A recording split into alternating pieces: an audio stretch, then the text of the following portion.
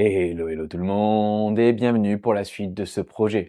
Aujourd'hui, nous allons voir la réalisation de la ceinture de Diluc. Comme nous pouvons le voir sur ce plan approximatif, la ceinture se compose d'une ceinture principale au niveau du ventre, qui est assez large, et d'une lanière de cuir en diagonale plus fine.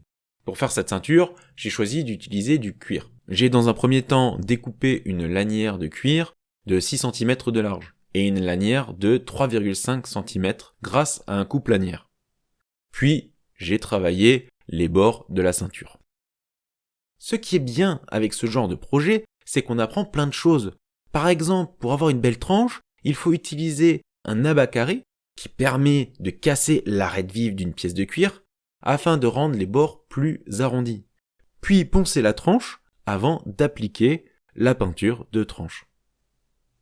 La ceinture de Diluc possède des sortes de broderies dorées. Pour reproduire cet effet, j'ai percé le cuir avec une alène losange, avec un espacement régulier. Espacement régulier réalisé à la fourchette. Oui, c'est un peu du bricolage, mais bon, ça marche. Une fois ces trous percés, il m'est possible de broder le bord des lanières de cuir avec du fil à broder DMC, avec un point de tige. Sur l'arrière des lanières de cuir, j'ai positionné un tissu noir pour éviter que le cuir ne frotte sur ma belle tunique blanche et laisse des traces. Pour pouvoir fermer la ceinture et pouvoir l'ajuster si jamais je grossis, j'ai utilisé du velcro cousu directement sur le cuir. Selon l'image de référence, la lanière en diagonale est maintenue par une boucle. J'ai donc positionné le tout sur le mannequin et ajusté la position de l'ensemble en m'aidant d'une boucle imprimée en 3D. J'ai également rajouté 3 petits rivets à vis dorés pour respecter comme toujours l'image de référence et maintenir le tout. Et voici ce que ça donne sur le mannequin à ce stade. Bon, ça c'est pour la partie cuir. Mais la ceinture de Diluc, c'est également des boucles dorées et une sorte d'insigne à la ceinture. J'ai donc tout modélisé sous Onshape avant de l'imprimer avec mon AlphaWise U20. Pour pouvoir fixer le blason à la ceinture, j'ai même imaginé un petit système d'attache démontable avec des vis. Et pour que ce soit propre, j'ai même mis des petits inserts en laiton dans l'impression 3D pour les vis.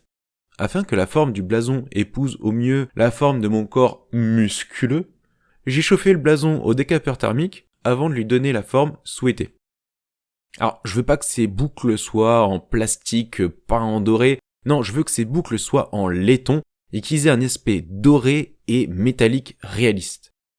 Mais vous allez me dire qu'il faut couler du laiton en fusion ou plaquer avec de l'électrolyse une impression 3D. Objection!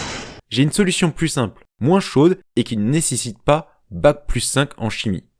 La métallisation à froid. Il s'agit d'une simple poudre que l'on mélange avec de l'eau et qui s'applique comme un enduit. Il faut passer au minimum 5 couches. Une fois sec, il suffit de poncer cette croûte avec une lime, puis du papier ponce de plus en plus fin, avant de finir à la brosse en laiton et à la maille de fer très fine. Et bien sûr, un petit coup de chiffon avec du décapant spécial laiton pour que ça brille. Et voilà le résultat final.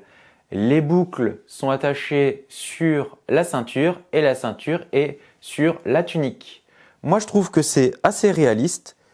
Maintenant, vous, qu'est-ce que vous en pensez ?